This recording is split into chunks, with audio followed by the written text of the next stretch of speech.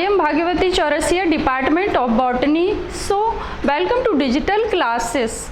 आज मैं आप लोगों को बताऊंगी एसिड रेन के बारे में। एसिड रेन क्या होता है और कितना खतरनाक है। एसिड रेन क्या होता है, डेफिनेशन। सबसे पहले हम इसकी डेफिनेशन के बारे में बताएंगे कि एसिड रेन है क्या। एसिड रेन जो होता है ये क्या होता है, NO2 और SO2 जो होती हैं गैसेस होती हैं, जो कुछ होती हैं डस्ट पार्टिकल्स के रूप में या सॉल्यूशंस के रूप में, जो गैसेस होती हैं वाटर के साथ सहयोग करके ये जब पृथ्वी पर आती हैं तो यहाँ पर क्या होता है कि ये मानव जाति को, प्लांट्स को, समस्त जीव जंतुओं को क्या करती हैं, नुकसान प्रदान करती हैं, नुकसान देती हैं। इसे हम क्या करते हैं, एसिड रेन कहते हैं, जो कि वाटर के साथ ज़मीन पर आ जाती हैं। यहाँ पे हम देख रहे हैं कि कुछ acidic gases release into the atmosphere. कुछ जो गैसें होती हैं कहाँ से रिलीज होती हैं, एटमॉस्फेयर से, वायुमंडल से रिलीज होती हैं, जो NO2 और SO2 होती हैं। NO2 और SO2 जो पार्टिकल्स होते हैं या गैसेस होते हैं वो क्या करते हैं कि यह H2O से सहयोग कर लेते हैं और ये सहयोग करके HNO3 और H2SO4 बनाते हैं, जो कि बहुत ही घातक होते हैं। What is acid rain? Effect of acid rain, control of acid rain। हम इन सभी के बारे में पढ़ेंगे कि इसके तहत क्या आता है। Effect of acid rain.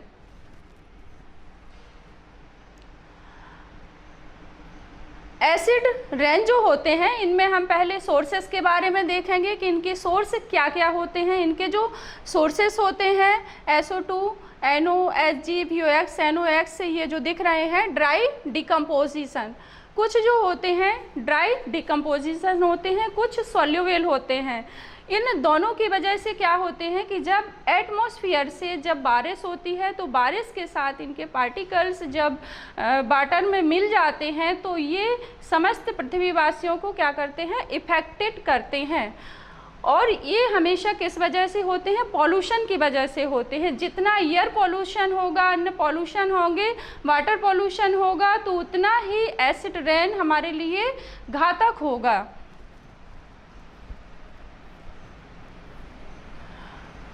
The pH scale, हम इसकी pH स्केल को देखते हैं। pH स्केल के बारे में, pH स्केल वर्ड सर्वप्रथम सॉरस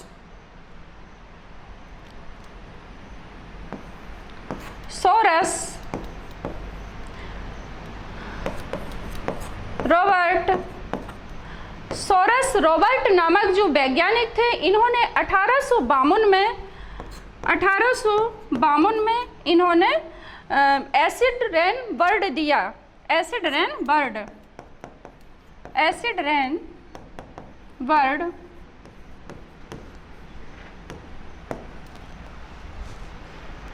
इन्होंने एसिड वर्ड रेन का इस्तेमाल किया। pH स्केल के बारे में अपन देखते हैं कि जो pH स्केल होती है इसमें क्या होता है, इसमें जो पॉइंट दिए गए हैं 0, 1, 2, 3, 4, 5, 6, 7, 8, 9, 10, 11, 12, 13, 14, इस तरह से हमारी pH स्केल है। pH स्केल के बारे में सबसे पहले रॉबर्ट सोरेनसन ने 1852 में वर्ड दिया था, तथा pH स्केल को जो सोरेंस नामक वैज्ञानिक थे इन्होंने इसको खोज की थी, pH स्केल की। pH स्केल में क्या होता है कि जो एसिड रेन का पैमाना होता है, एसिड रेन के पैमाने को हम नापते हैं। यदि एसिड रेन हमने देखा है कि जब 7 पे आ जाता है तो कोई भी जो चीज़ होती है वो कितनी होती है, एसिडिक हो जाएगी। यहाँ पे न्यूट्रल है और यहाँ पे एल्केलाइन है और यहाँ पे एसिडिक है। 5.6 जो होता है, 5.6 जो मान होता है, ये जो वैल्यूज़ होती है ये कैसी होती है, वाइट होती है, वाइट पर आती है। लेकिन जब यही वैल्यू जो होती है 4.4 हो जाती है या 4.4 से 4.3 हो जाती है या इससे भी कम हो जाती है तो क्या होता है, वो बहुत ही एसिडिक हो जाता है, एसिडिक नेचर का हो जाता है। इस तरह से पीएच स्केल के द्वारा हम पता करते हैं कि एसिडिक जो रेन है वो कितनी है, इसका जो माप है वो अधिक है कि ज़्यादा है। इसके बाद हम चलते हैं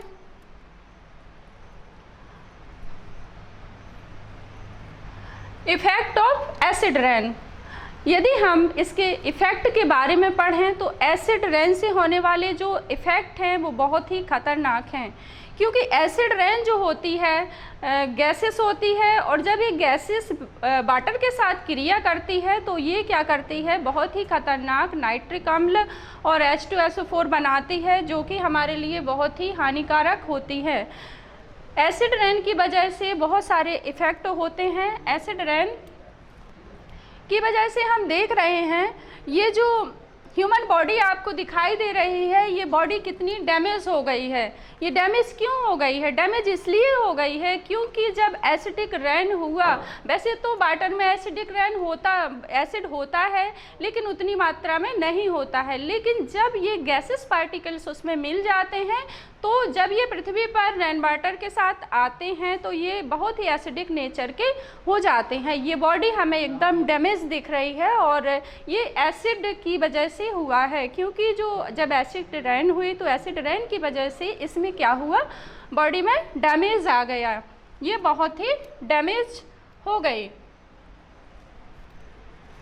इसी प्रकार से हम देखते हैं कि जो धुआं होते हैं, हम देख रहे हैं, हम क्या देख रहे हैं कि ये कोई फैक्ट्री है, फैक्ट्री से कितना धुआं निकल रहा है। ये जो धुआं निकल रहा है, धुआं की वजह से क्या हो रहा है, पॉल्यूशन फैल रहा है, और पॉल्यूशन की वजह से क्या हो रहा है कि समस्त जीवधारियों को नुकसान हो रहा है, चाहे वो कोई प्लांट्स हो, चाहे वो कोई एनिमल्स हो, चाहे कोई भी प्लांट किंगडम हो। यदि कोई हम प्लांट को देखते हैं, यदि हम प्लांट ले लें तो प्लांट में क्या होता है कि पहले कोई भी प्लांट इस पोजीशन में होता है, उसकी पोजीशन क्या होती है, इस तरह से होती है, उसमें जड़ तना पत्ती सभी पाए जाते हैं। लेकिन जब वही प्लांट, उस प्लांट पर क्या होती है, जब एसिड रेन पड़ती है तो ये इस कंडीशन में आ जाता है, उसकी जो समस्त पहलू होते हैं या जो उसकी समस्त ब्रांचेस होती हैं, उसकी जो लीव्स होती हैं वो क्या हो जाती हैं, डैमेज हो जाती हैं।